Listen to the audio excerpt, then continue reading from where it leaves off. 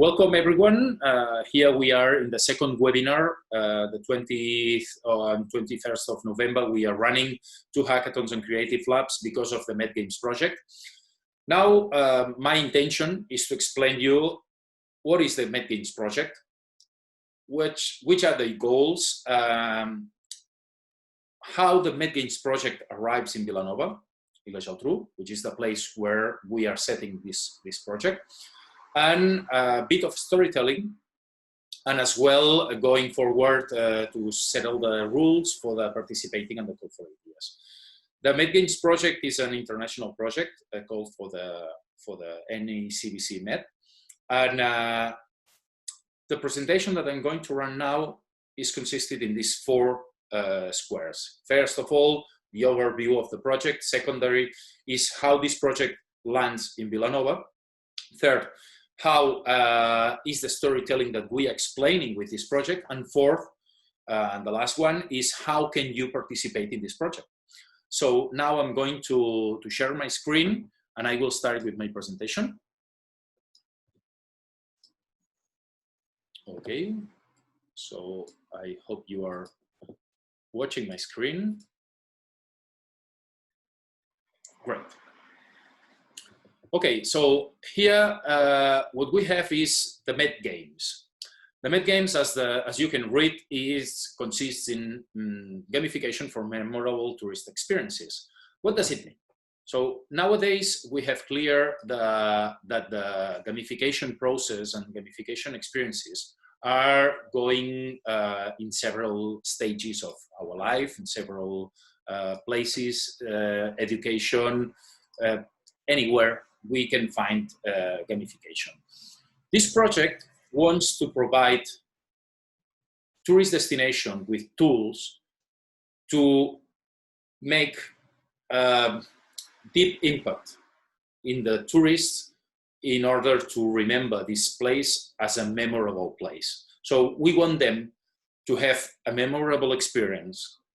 So we want them to remember where they have been. We want them to share what have they been doing in the place, and we want them to come back again. So this is the gamification for memorable tourist experiences process. So first of all, as I told you, I'm going to explain the general guidelines of the project, which is the project overview. Here we have the explanation of the whole project. As you can see, it's a project that develops games, but not only for gaming. The intention of these games is to revolutionize the tourist sites experience. How? Taking games on the stage in order to create memorable experiences. These games that we are going to produce are going to be physical and virtual applications. It means that we are going to play with 2 platforms, 2 different platforms, analog and digital. What is analog? Analog is all these platforms that you are interacting with no digital environment. And what is digital? Of course, the name says that digital can be a smartphone, can be a tablet, can be a video game, can be virtual reality, can be augmented reality. Anything that involves some kind of digital platform to be based on the game. So what are we going to provide? We're going to provide with tourist destination full of gamified experiences, game experiences, in order to revolutionize them. Which are the specific objects of the project? We have 3 main specific objectives. The first one is to integrate the gamification in the tourist destination, but not only implementing games. We want to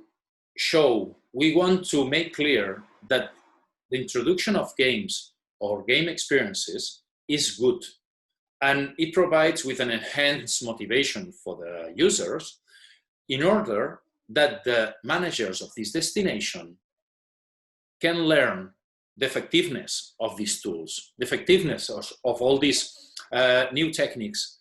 So one of the specific objectives of this project is that we want to teach, we want to show, we want to demonstrate that the use of games is good for a tourist destination, but at the same time, we want to share this knowledge with the managers of these tourist destinations and incorporate it into the strategies. Second specific objective, job creation. As you will see in the next slides, this project is run, some games are run into the project owners, and some games are made through a call of ideas. That's one of the objectives of this presentation. This call of ideas is for game designers, experience designers, analog designers, digital designers. So we are going to provide the chance to some of you guys that you can participate developing strategies and developing games, getting paid for the hours of work and getting all this experience. At the same time, this will provide an opportunity of job. But at the same time, what we are going is to fit a destination with so many experiences and so many private designers that they have to interact themselves between themselves in the city and with the museums. So we are going to connect public and private sector as well. We want not only to deploy games, we want that the deployment and the mechanics to provide these games will fit a new economic strength for the city. Okay. Third one, a specific objective, the increase of the tourism flow. It could be the most clear of them, and is the third one. So if we have good, attractive game experiences, if we have memorable experiences to provide, if we have a network of places to go where you have different experiences, what we are going to have in return is that the tourists, the visitors, they will come, they will get attracted for this project, and they will come to have their experiences, and they will probably stay longer, because if you plan to stay for a couple of 2 or 3 days, maybe you decide to stay longer because you want to finish all the experiences. So the increase of the tourism flow is the third objective. So first of all, the effective integration of gamification in the tourist destination strategies. Second, job creation for creators and designers. And the third one is the increase of the tourism flow. Okay, how? Well, the MEDGAIMS project is an European project that runs all around the Mediterranean area. It's formed in 4 countries. As you can see down the screen, is run by the NECDC MED. These 4 countries are Italy, Jordan, Lebanon, and Spain. In some of the countries, they are displayed all around the country. In the case of Italy and here, we are going to display the games in only one city, like Alghero, or in the case of here is Villanova y la Geltrú. There are 7 partners. Some of them, they are territorial, and some of them, they are technological. The technological partners provide with the technology necessary to deploy the digital games, and the territorial partners provide with the place, with the land, where the games are going to be set, with the sites, the tourism sites, the museums, the cities, whatever, okay? At the end of the project, we will have 40 games in total, 10 games for each country. Of these 40 games, we will have 50% analog games, 50% digital games. So 20 analog and 20 digital games. And as you can see down, we will have 10 games in for each country. Some of them, they are deployed in-house. It means that we are already deploying games and designing games. And at the same time, we will have 5 external games through this call of ideas that we are running now. Since now you have the vision of the project. Now we will see how this project is landing in Villanova. As I said, we are Neapolis. We are in Villanova y la Geltrú, close to Barcelona. And we want to deploy 10 game experiences in the city. Okay. When we faced this quest, we could have a choice of deploy 10 different experiences with no link at all, or we decided to create what we call the game ecosystem. The game ecosystem is a new tourist product. because we are going to deploy 10 games connected between them. It doesn't mean that they will be only connected through storytelling. It means that the games, they will be connected because the usage of each of the games.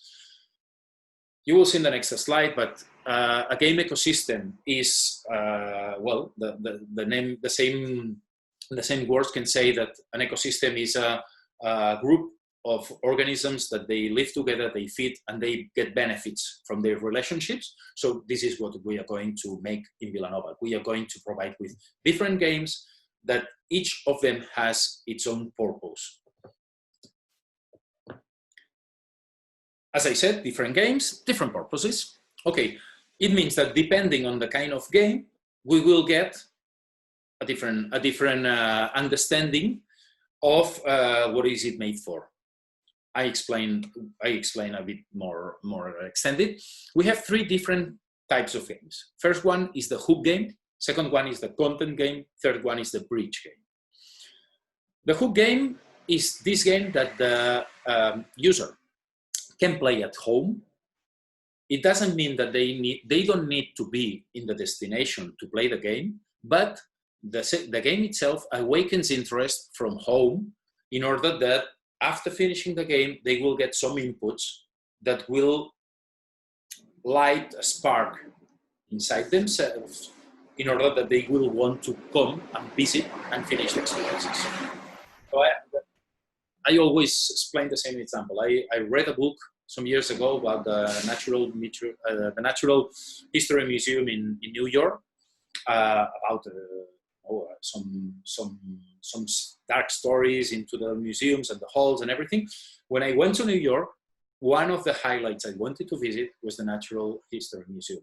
So this book started inside myself with the feeling that when I went to New York, I wanted to visit this place. That's what we want to reach with the hook games. We want the user to play at their home in order to hook them and to bring them to the destination.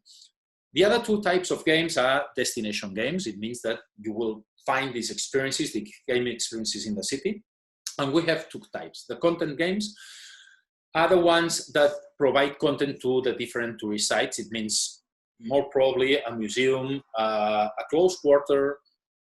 It gives information about certain topics or certain places or certain information closed into a museum, and it's a gamified experience in the destination. So the user needs to be in the destination physically to experience this game. And the third one is the bridge games. These bridge games are games that connect places. So it's the street games. They will provide with the motivation to the users to go from one place to another. Okay, hook, content, and bridge. How are we managing these different games with these different purposes? If you know Vilanova, if some of you know, Vilanova is a coastal city close to Barcelona. We have, as you can see, we have here the coast from one place to another, from east to west, sorry, and from north to south. As you can see, we have this inverted T. And what we are doing now is under development. It means that here we have the internal games and the winners of the first hackathon.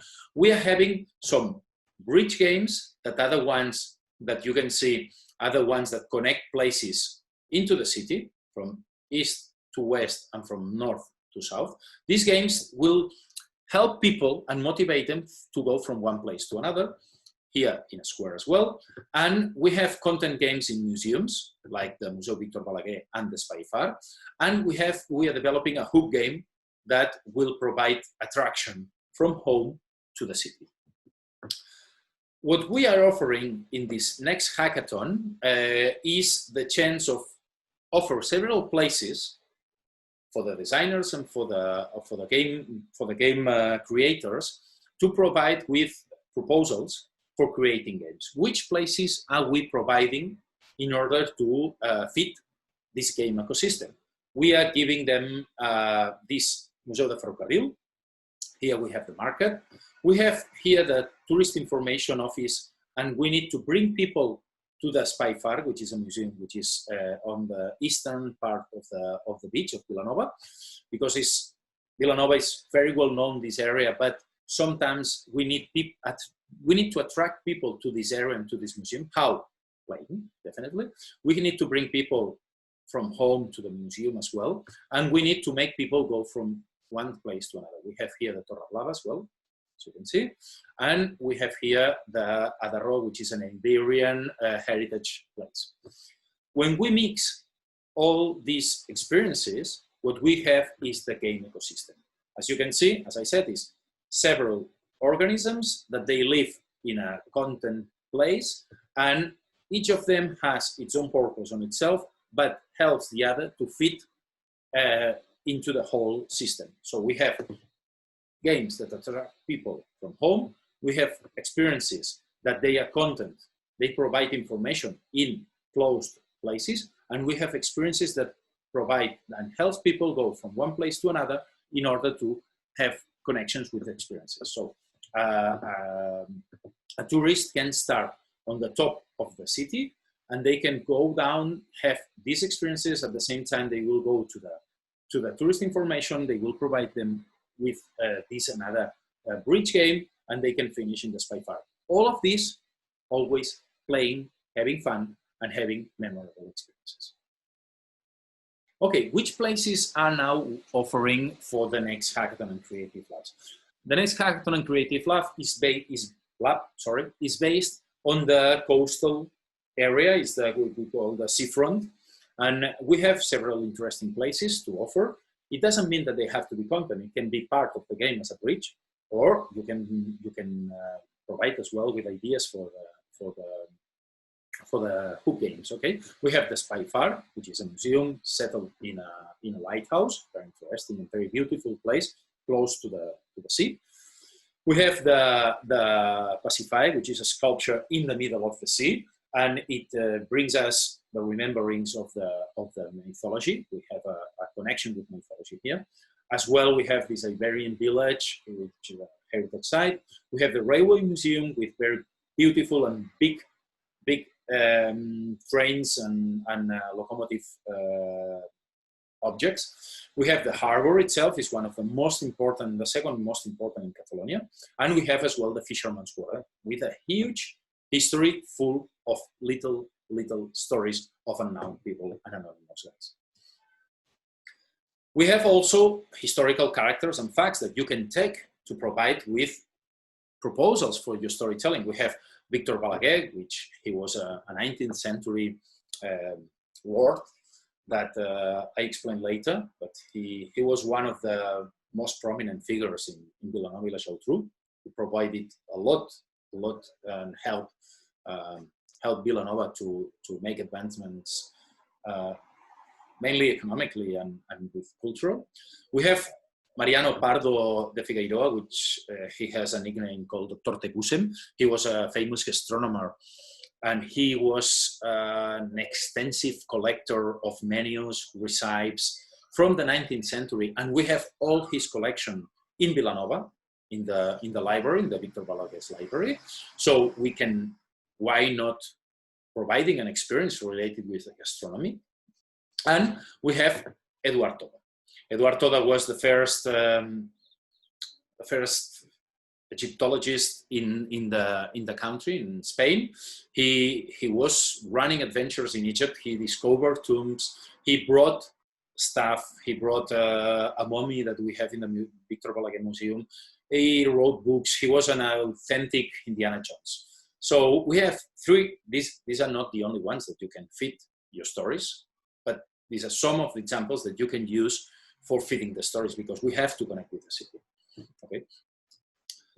And now I explained you that we have developed this game ecosystem. We have all these stories. We have all this stuff, but we need to, as if you are related with storytelling, if you're related with gamification, for me at least, one of the key, if not the most important key, is to have a good story to explain. Okay, so we developed a storytelling because we are going to develop 10 full games in one city. We are not going to have 10 individual games.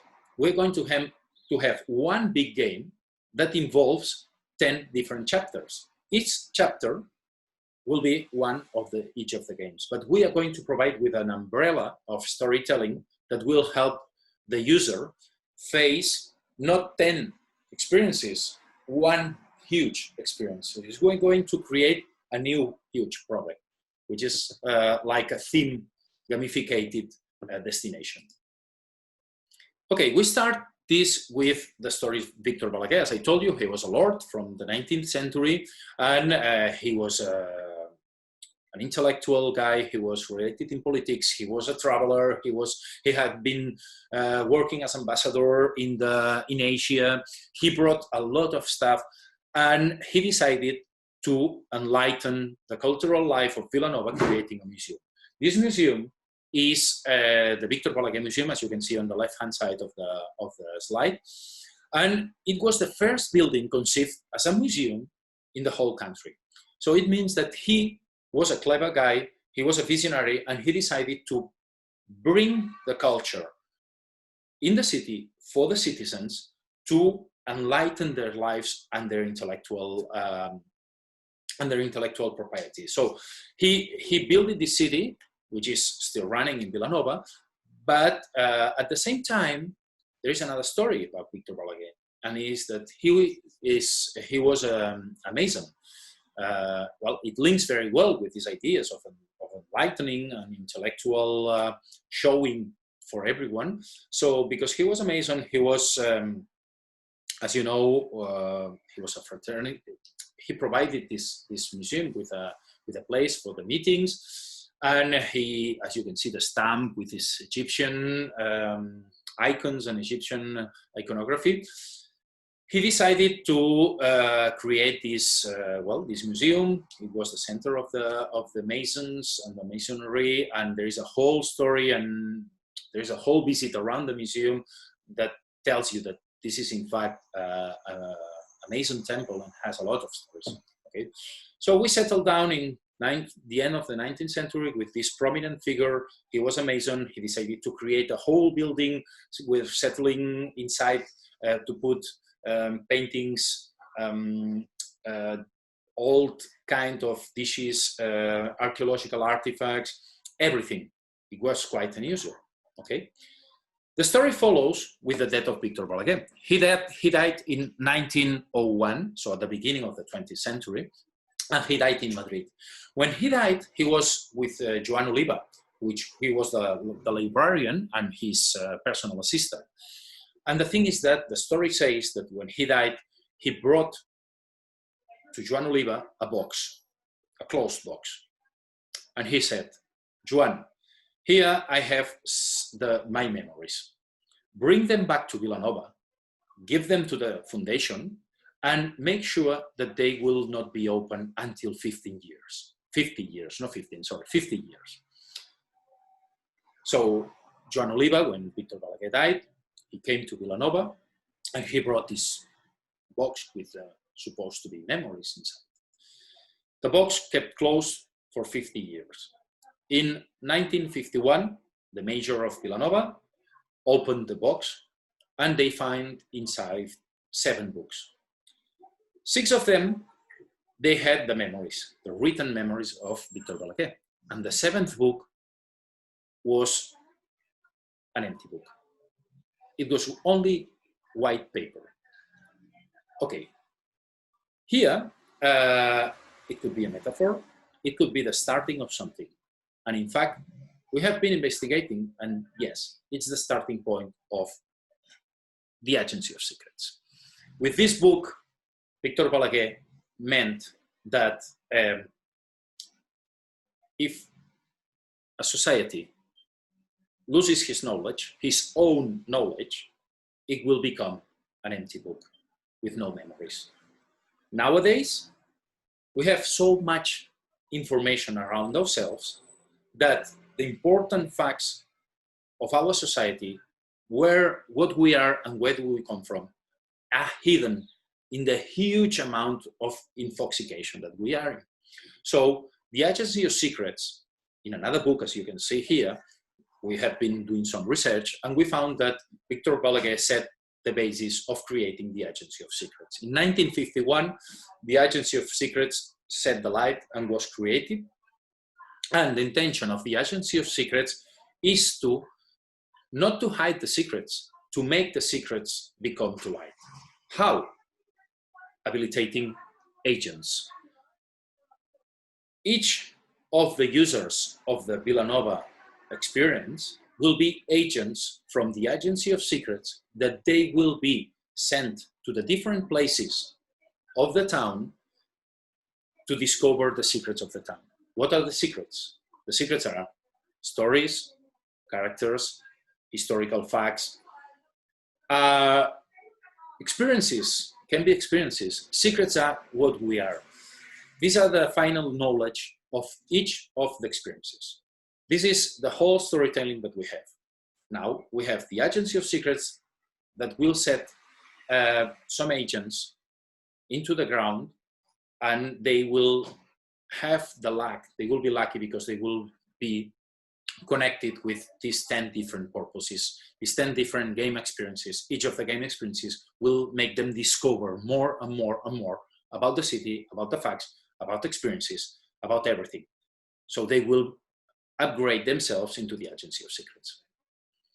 Okay, and now for finishing is what mainly you are interested, which is the Hackathon and the Creative Lab. What is a Hackathon and Creative Lab? It's a 48-hour of intense work to develop an idea.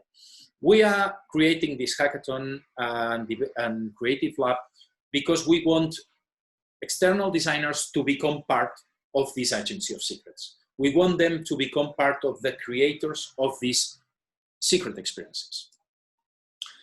We are going to deploy Hackathon and Creative Lab. The only difference is that the Hackathon is called for the digital game purposes and the Creative Lab is for analog purposes. We are going to deploy the second Hackathon, as you can see in November, and we need to give grants for 1 digital and 2 analog games. The destination will be Seafront, as you can see in the down part. And here we have the timeline that is provided in order to participate and to become one of the grand winners of this Hackathon and Creative Labs. First of all, we have now this call for ideas, which is the point where we are now. Now this webinar is because of call of ideas. We have the 15th of November, so this Sunday, till the deadline to provide with the ideas. Then we will make a selection and we will grant you, if you are selected, to be part of this Hackathon and Creative Lab. In case that you are accepted, you will be for 48 hours in digital, in virtual, participating in this hackathon with mentorships, with visiting with people from the museums, talking to you. And at the end, you will have the chance to provide with a final pitch in front of a jury. If you are granted as one of the people or the companies that will help us build this huge project, you will have 6 months to develop the project and provide a beta version. After this beta version, we'll have some feedback, and then we will have two more months to deploy the final version of the game. So we will have 8 months of deployment. Conditions. The terms of reference is the basis where it says who can participate and who cannot. And the call for ideas is it doesn't mean that if you propose an idea, you have to be linked to that idea till the end. No, it means that you propose this idea to show us what can you propose to us. But during the 48 hours, you can develop and make this idea evolve, okay? One thing is that only eligible teams or participants have to be from Mediterranean regions, not from the inner part of Spain. I mean, Catalonia, País Valencià, Murcia, Andalusia, and so on. Okay. And the last one is, what are you granted with? Okay, for the development of digital games, we grant with 15,000 euros plus taxes. And for analog games, we grant with 10,000 euros plus taxes. After that, we have the deployment of the games. If these games need extra material to be deployed in the place, we have 5,000 euros extra each. It means that if you are deploying an analog game that involves characters, actors, and dress, the renting of the actors and the building the costumes, they will be under the deployment, under 5,000 euros. The 10,000 and 50,000 are intended to be the developing hours of the teams. We need to have the game finished with the 15 and 10,000, and after that we have the production for the 5,000. And the next ones will be the 20th and the 21st of November, so it means in less than 10 days. If you have time till the 15th of November to give us options and a presentation of the call for ideas. And mainly, I told you we were going to do it virtual. Here you have the links to the social media of the project. And if you want to apply or you have any questions, not now, I mean after now, you can send us to medgames@i2cat.net. So now here is the end of the presentation. So I will stop sharing my screen and I will have a look at the chat and see if you have any questions. Okay. Okay, Valentin, in which language is going to be the hackathon? Catalan, Castellan, Spanish, doesn't matter. The purpose of this webinar, which is in English, is because the communication plan of the project is European-wide, but hackathon will be in English. One thing is important is that the games, the final games, they have to be in English as well. So if you plan developing a game or a game experience, you have to think that you need to translate it in English as well. So we will see which other languages, but at least English and another language at least. Okay, which is the time for the Creative Lab, the days 20 to 21. Okay, we start with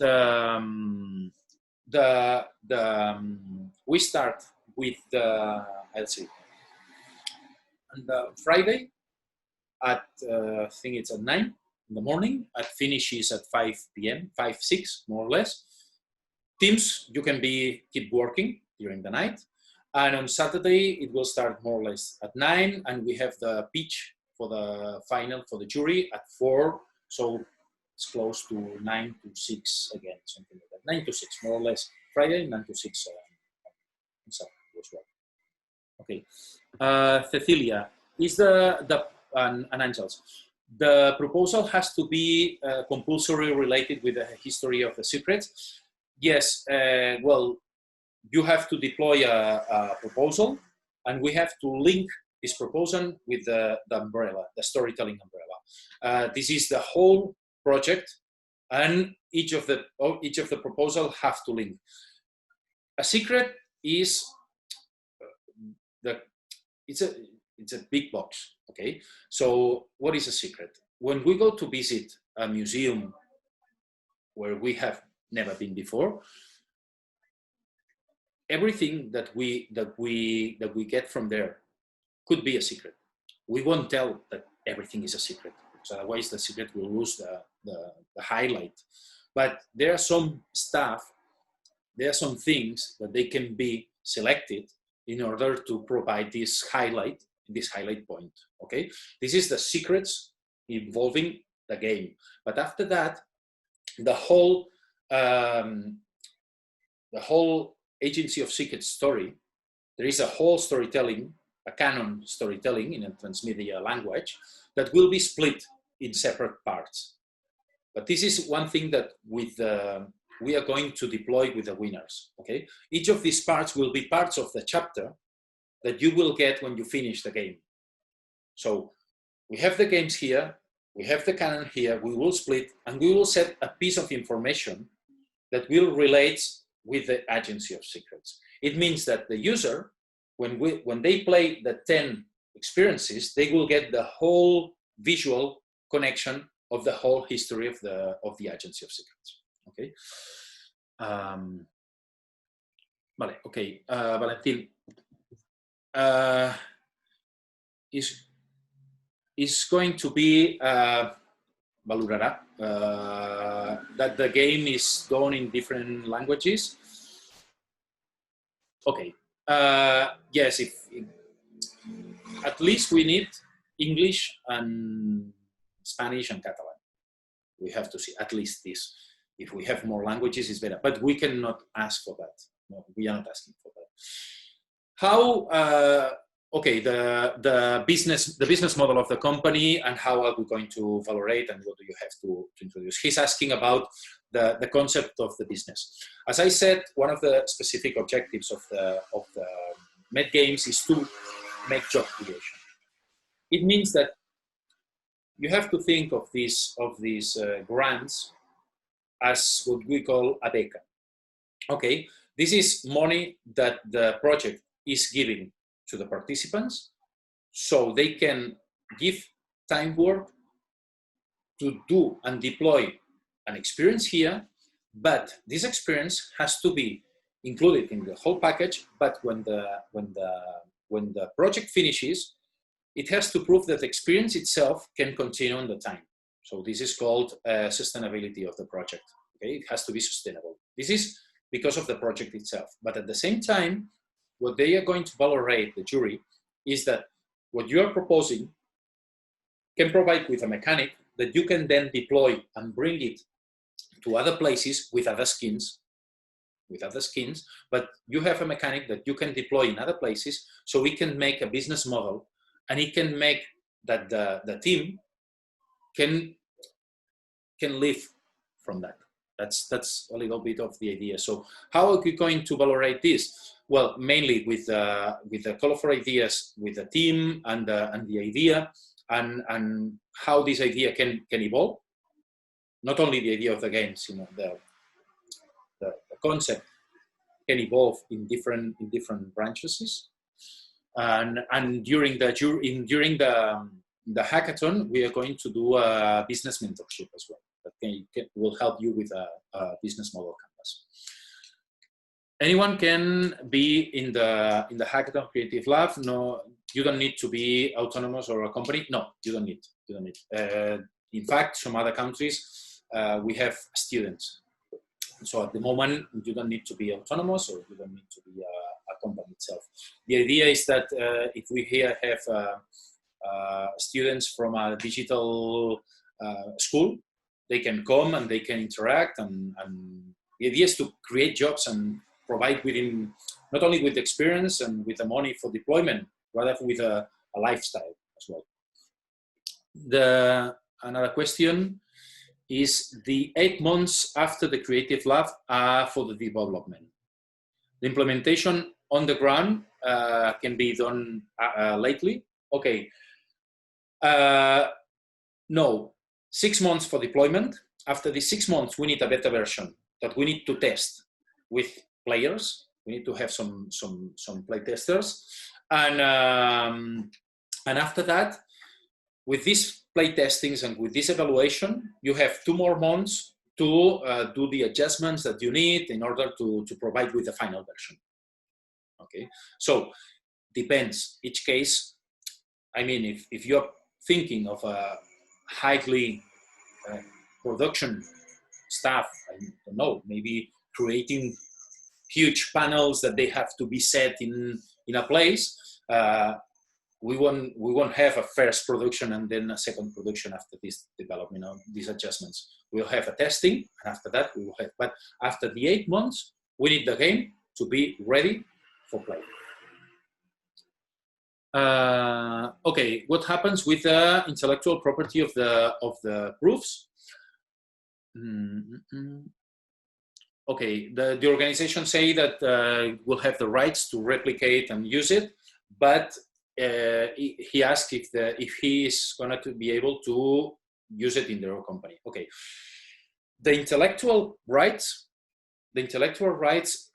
remain for the developers, but you cannot replicate exactly the same games as here. So the games that they are created in the MEDGAIMS project, they remain in the MEDGAIMS project. If you're a game developer probably you know that in a game, you have the storytelling, you have the tools, but you have mechanics. You can replicate, you can use these mechanics and adapt it to, I don't know, Cubellas or Figueras or another place with the storytelling and the history and the facts and whatever. But you cannot replicate the same game. So this is, yeah, I understand. This is one of the most frequently questions that you're asking us is about this intellectual property. The project keeps the game in itself and exploits the game in itself. Okay, but you can use it and replicate exactly not with the same skin and not with the same storytelling. Okay, so Ramon has left, Maria has left. I don't see that we have many more questions. So, well, as I told you, I will write down here again the MED GAIMS in the chat. I took it. .NET. Okay, I will write now here.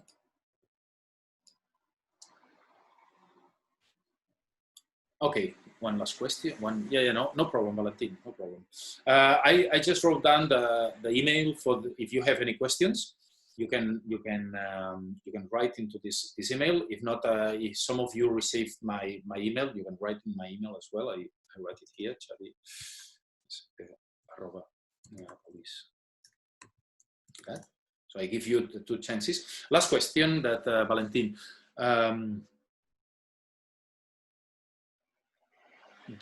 What do you mean with do you mean which times do we have to pay? When are you going to receive money? And this is fixed for the content. Do you mean this, Valentin?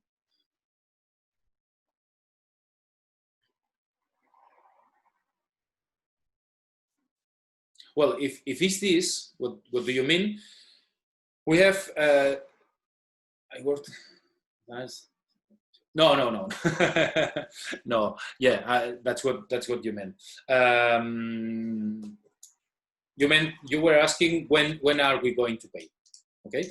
So when the contract is signed, I think the project pays 40%.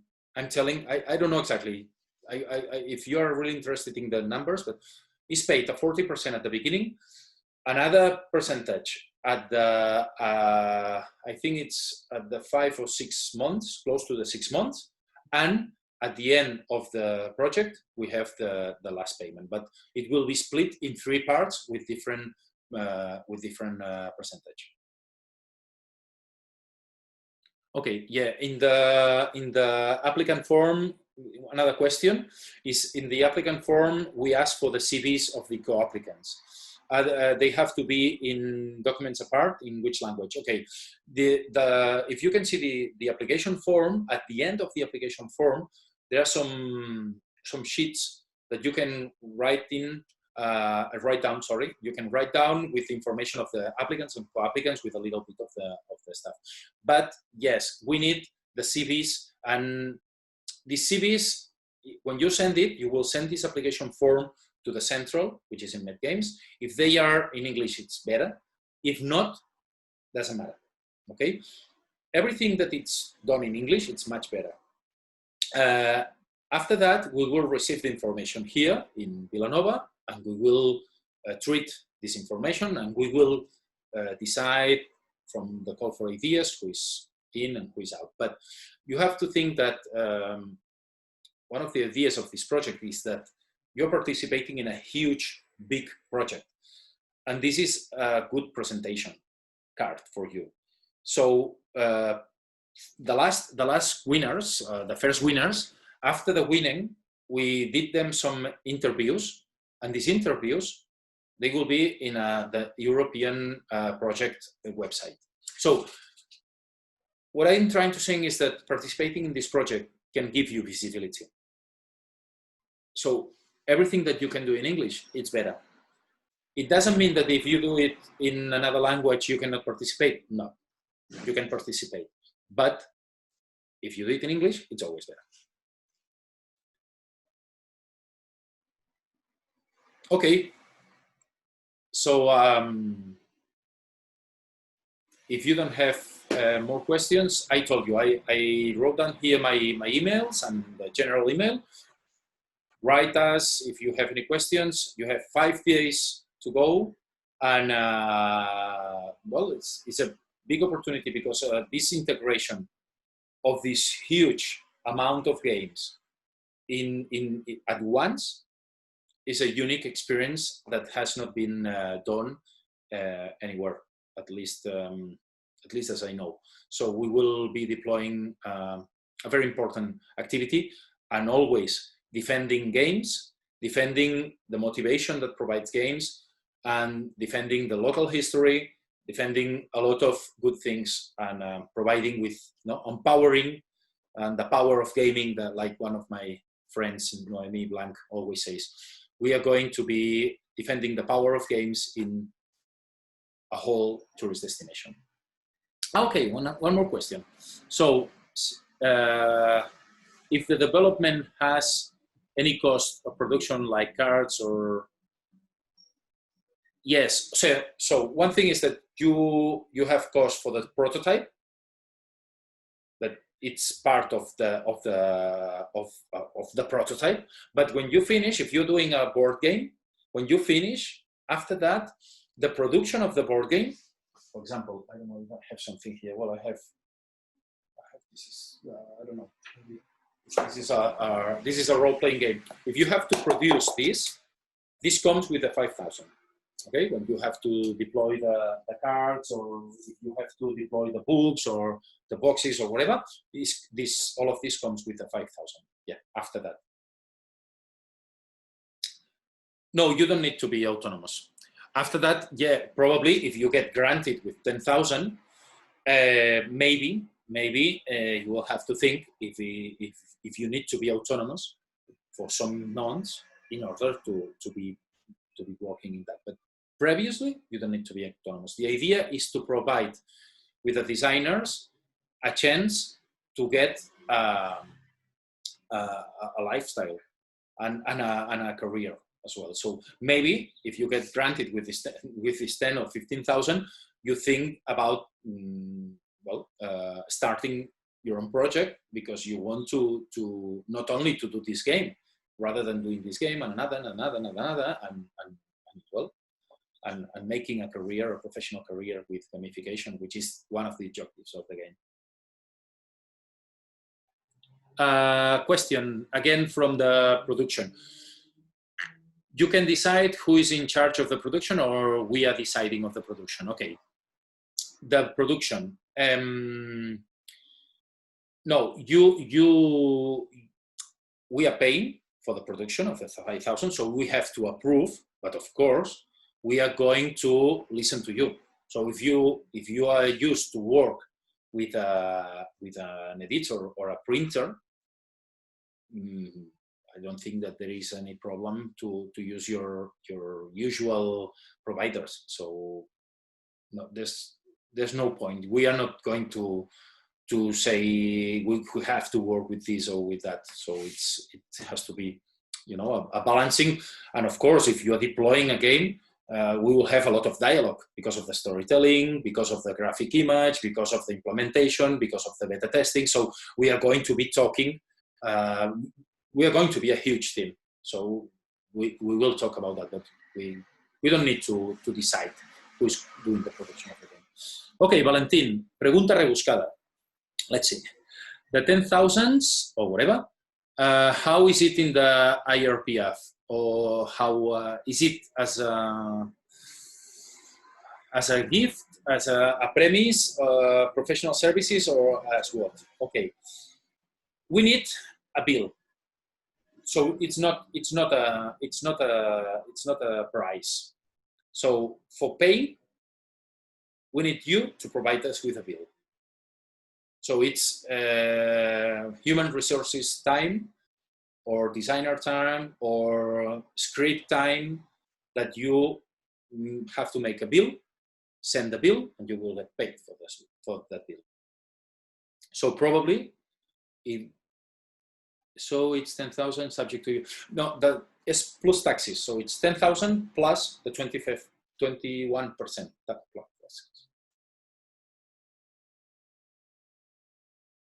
Okay.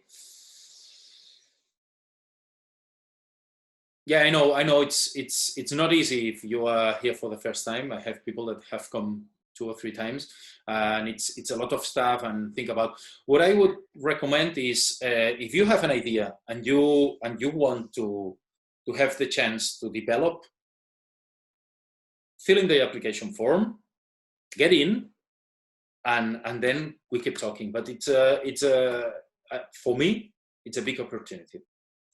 For me, if I'm lucky because I'm in the other side and I'm into this project, running the project and deciding the project. But if I was on your side as a developers or designers or game creators or whatever,